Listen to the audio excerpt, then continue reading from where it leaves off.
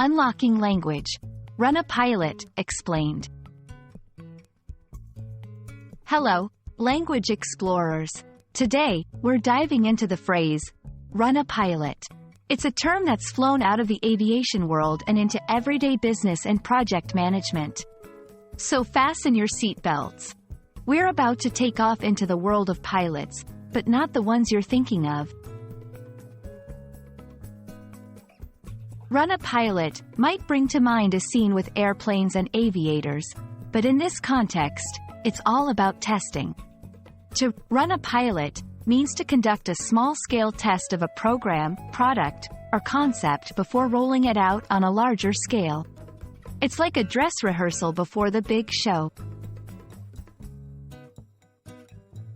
There are compelling reasons to conduct a pilot test. It's a chance to identify any issues, gauge user response, and gather valuable feedback.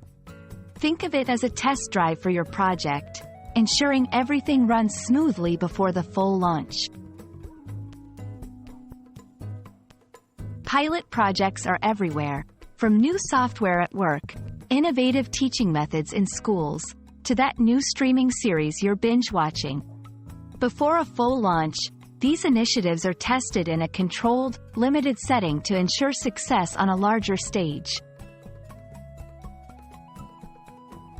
And that's the gist of running a pilot. It's about taking wise, calculated steps before a big leap.